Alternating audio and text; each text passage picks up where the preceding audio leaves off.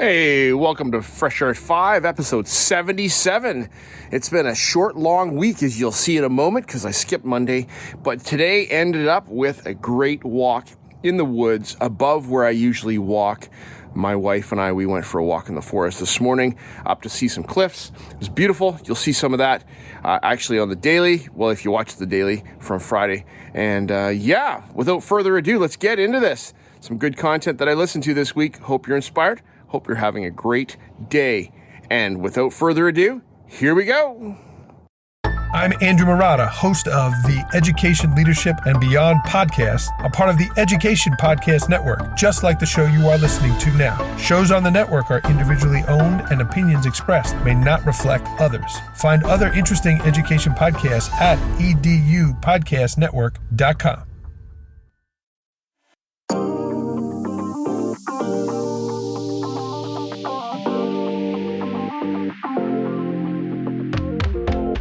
Welcome to Fresh Air at 5, the podcast. I'm your host, Brian Carpenter. Fresh Air at 5 is my regular attempt to exercise by walking about my neighborhood, to take in podcast content, then reflect in an unedited video, which I finally post to my Twitter channel. This podcast will be a regular collection of the audio from these selfie videos. You can follow me on Twitter at Fresh Air at 5 or check out my website, briancarpenter.com, for other content I have created and collected.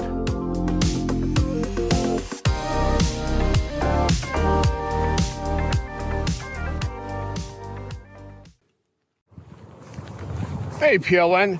June 14, 2022.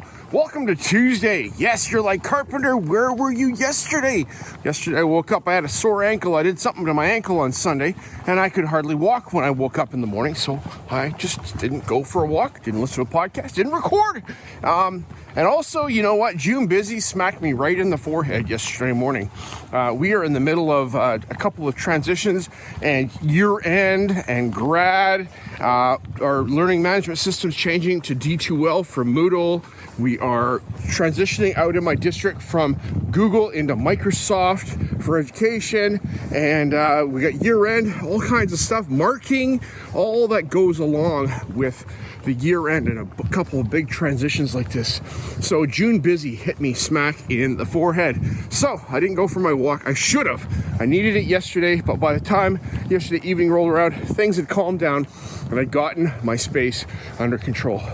All right, this morning as I woke up, I was super excited to get out for my walk, and it's only 10 degrees Celsius here in June, mid-June. It should be warmer, but it's not. And we're feeling the effects of that everywhere across the province right now because the weather isn't as warm as it usually is.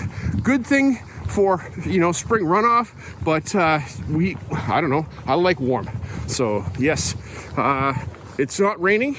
That's good. And today I'm off to school, teaching my last class with my middle schoolers. Going to do a teacher evaluation, play some games, give them some feedback as well, and wrap it up. And we got a school dance, our very first school dance on Thursday. Okay, I'm talking and rambling. This morning I listened to episode 202 of the House of Ed Tech as Chris Nessie brings us a power-packed episode. There is some inspiration in episode 202 that you need to listen to. I'm going to talk about that in a moment in one more thing. But right now, the My Noise app as well as PDF Drive really intrigued me, Chris. I'm going to go check those things out because those two things, one, free ebooks, and the other, noises in the background. Okay, stay tuned. Hang on. One more thing for June 14, 2022. On episode 202 of House of EdTech with Chris Nessie, Chris brings us PDF Drive and My Noise. So go check those out in the show notes of that episode for the links. And the PDF Drive, Chris tells me that this is going to allow me to have and download to my device ebooks in PDF format, and it searches the internet for PDF things. That's pretty cool. So now, how can we use this? We can put books on our phone and read them when we're on the train or bus or other places. As we are traveling, sitting on the beach, laying in bed, other places. So I'm excited about that. The inspiration I heard came from what Chris was super excited about as he moved his featured content to the very top of the episode, where he met with the founders of a website and a little organization called Mission Encodable. And it was founded by Anna and Harry Wake out of the UK. And these are two young people that have started a website. How old are they? They are 14 and 15 right now, but they started this when they were 13 and 14. And they are interested in programming and sharing their learning about programming with the world. They got interested in programming when they were 9 and 10 in primary school in England, and have grown that into something that they are doing on their own. I wonder where their teachers were. I wonder what their teachers are thinking of this project that these students are doing. I don't know of any projects myself that my students have taken on as a result of the work that I have done with them specifically. Well, some of them have used Adobe Creative Cloud Express or Adobe Spark in the past to do logos and stuff for family members, but this is pretty nifty. Mission Encodable. So big hand clapping to these inspired young people about computer science and the things that they can do with Python code. I think I'm going to go check out their website, and I'm going to go learn something this summer about coding. The last thing for June 14, 2022, I just took in the Burned In Teacher podcast with Amber Harper. And on episode 140, Amber gets real with us, and she gets vulnerable, and she shares significant things. And, do you do that with people around you, or do you stay shut up and not say things and share who you are with those around you? Well, Amber took a big step, and it's encouraging to hear a professional out there in the world. And Amber, you share from your heart some things that you're working on, and not being a victim of your circumstances, but being totally 100% in control of your life. In this episode, you do a flashback to episode 53. I think I'm not sure if the episode was called Nurturing Your Strengths, but this one, it's about nurturing your strengths and knowing what you are strong at and good at, that you can nurture those things as opposed to focusing on the weaknesses and being a victim in situations. In this episode, you give 2 links to the 16 personalities, Myers-Briggs. It's a website, not Myers-Briggs, but it's a website that goes through those 16 personalities, as well as StrengthsFinder, and I think that's Clifton StrengthsFinder. So those are 2 things that I'm going to hang on to and take home out of this that I need to go and take a look at. It was about 15 years ago when I was in teacher training, and I did myself the Myers-Briggs. They had us do the Myers-Briggs, and I am an NFTJ, which says leader type, extrovert, and I think connector, which I don't know if that's changed. I don't know if my personality type has changed in those past 15 years, but I don't think it has too much. But I'm interested in learning about more of my strengths so I can capitalize on those. Take a listen to what Amber has to say, people. Go subscribe to her podcast. And Amber has encouraged me over the years as you face challenges and adversity, and what do you do with that? All right, don't be a victim of your circumstances, but 100% in charge of your life. Heard here on the Burned In Teacher podcast, episode 140. Thanks. Bye.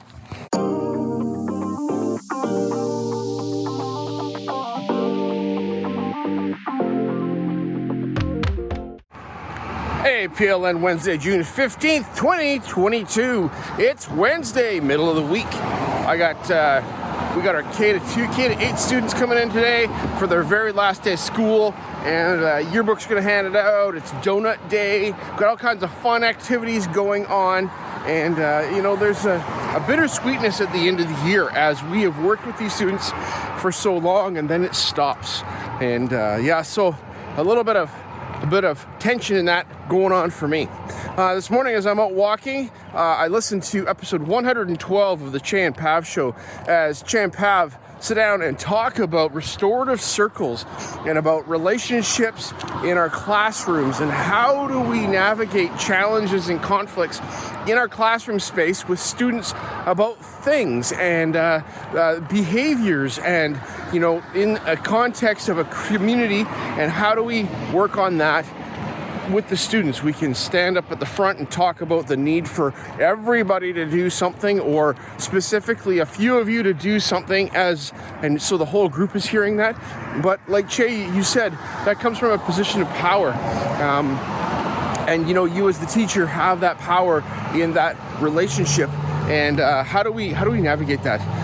Pav, I appreciate your honesty and vulnerability. You didn't tell us exactly what happened, but what I saw and heard was that you humbled yourself and you talked to the students in a small group setting, those that were involved in this conflict, and talked. Imperative, I believe, is the foundation in your classroom, and setting up what is important for relationships and being kind and working on those things early on so that they're not a surprise when it's like, and yeah, we need to be kind as a conflict erupts or something like that. So yes, this is very close to my heart, because we want to have good relationships in our classroom, and we want to make a difference in kids' lives and have them go home and know that their teachers care. All right, that's it. Have a fabulous day. Bye. The last thing for June 15, 2022, I just took in the Easy Ed Tech podcast with Monica Burns, episode 167, and she talks with Julia Torres and Valerie Tago who are authors of a book called Liven Up Your Library, and it's an ISTE book, so you can go find that at the ISTE bookstore. They talk about how to use the ISTE standards to bring content and excitement into your library space. For me, at my school, our library is packed at the back of our computer lab, and it is not a very welcoming library space. It's difficult and challenging. So as a library learning commons teacher, I've got this tension of how do I do books, and we do a lot of technology at my school, but how do we connect the two so that they're more relevant to one another, bringing programming in, things like that. My school is very, very small, our school building, so being able to do a large library learning commons kind of space, we have the challenges of that, but we're figuring it out, working through it, and you know what? Got to listen to conversations like this to encourage and to inspire. And so I'm looking forward to the new school year. Hopefully we're going to get our book collection moved to a different location in the school building that will allow it to be more of a community type of space. All right. Thanks, Monica. Have a fabulous day. Bye, Julia and Valerie. Thanks for sharing. Appreciate it. Bye. And well, yes, this is the Fresh Air at 5 podcast, and we are in episode 77 of the podcast.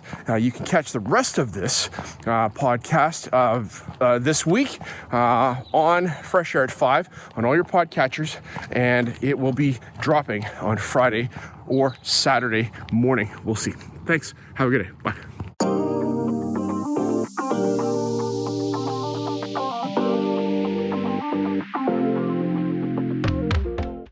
Hey PLN, Thursday, June 16th, 2022. Welcome to the second last day of the school week. And, well, that's in a traditional sense that I'm saying that because, like, why does the school week have to just be Monday to Friday? And maybe there's some that the school week doesn't work like that. And maybe they're at a school like mine where they're at an online school and they work but also take school online, and their school week is, Friday to Sunday. So just rethinking how we're doing things brings me to Overthrowing Education, episode 76 with Batsheva Frankel. And Batsheva had a guest on named Jessica Fuller out of Colorado, and she is part of an organization that thinks about education in a different way, like parallel to the school system, but making sure that she is reaching out, her organization called Reschool, to marginalized communities and students that aren't getting the regular, like we like to think about education, and how does she, reach these students? This is what I'm hearing. Take a listen to this episode 76, and see what you think. How can we take the learning that goes on outside of school and bring it back to school and possibly credential that so that they can have credit for that. I learn stuff all the time. I go fly fishing this spring, and I think about fly fishing a lot. And do I get credit for that in school if I was a student? Likely not, because where does it fit into the curriculum? Where does it fit into the prescribed learning outcomes that are set forth by ministries of education? Okay, so got my wheels turning, pretty excited. Jessica and Batsheva talk about a game where they have a card game where they can step into young people's shoes and think about life and learning in alternative ways. Yeah, take a listen to this. Fantastic, inspiring, and let's get out there and do school different. Okay, bye. Okay, Batsheva, there's one more thing I gotta say. And so, one more thing for June 16th, 2022.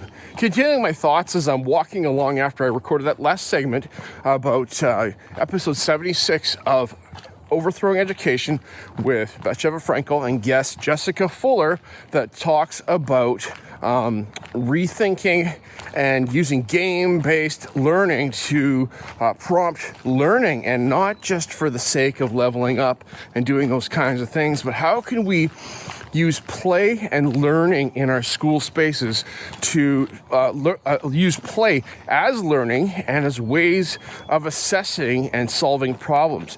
You know, we get out into the real world and we play, but we are exercising our understanding of an area of a thing and applying it significantly and really intently for a period of time. Like, I go fly fishing and I think about all the things, not all the things, many things that I've learned over the years in a given situation about how fish think, or how we think fish think, how, you know, to cast a fly line and put flies into the water and to attract fish to a thing that is not real but looks real based on studying insects and other things like that. And, you know, how do we learn? Like, that's a big question. Do we learn based on, you know, like the way the school system has us do it, where we come and we take in information from a teacher and then we, you know, sit down and we write a reflective paragraph or things like that? And, you know, for me right now, I'm learning, and I'm talking about my learning because I'm using a video recorder to do so. I could get the transcript out and put this in a text blog if I needed to, but that's not for me. That's not what's going on for me. And we need to think about how we're learning and doing things. An idea just came to my mind about maybe making a board game and having my media design 11-12 kids make a board game with all the graphic bits and players and things like that. So that might be a project for the fall and next year. All right, that's all. Gotta go now. Goodbye.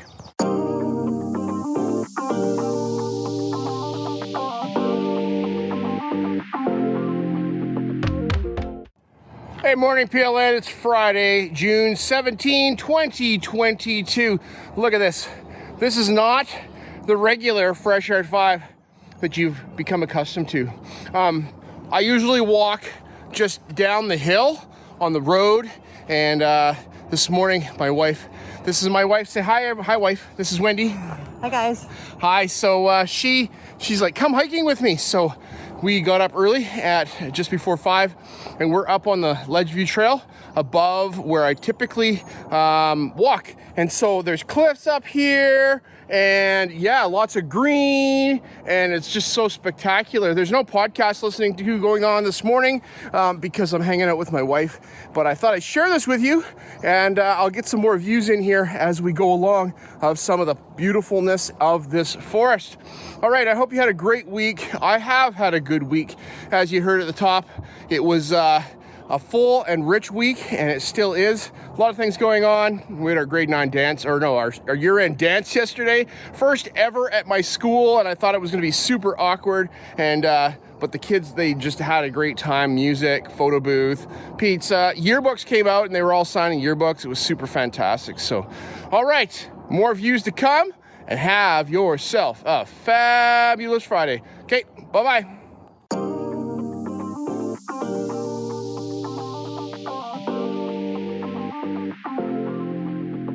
My one word for 2021 is appreciate. I appreciate you giving me a listen as I've created this podcast experience for you. It's a unique Blinkist or Coles Notes version of the content I take in, like a highlight reel, so that you can hopefully find other interesting podcasts you may not have considered before. I've recorded the specific podcast episodes in the show notes for your learning convenience. Please subscribe so you don't miss any of my upcoming episodes. And if you enjoyed this podcast and its format, share it with someone else. Tweet about your experience or give it a review on Apple Podcast or wherever you listen to podcasts. Fresh Air at 5 can also be found on Voice Ed Radio. Your voice is right here, and on the Education Podcast Network, Podcasts for Educators, Podcasts by Educators. I hope you have a fantastic day and get some fresh air before the day is out, and take care of yourself because you're worth it.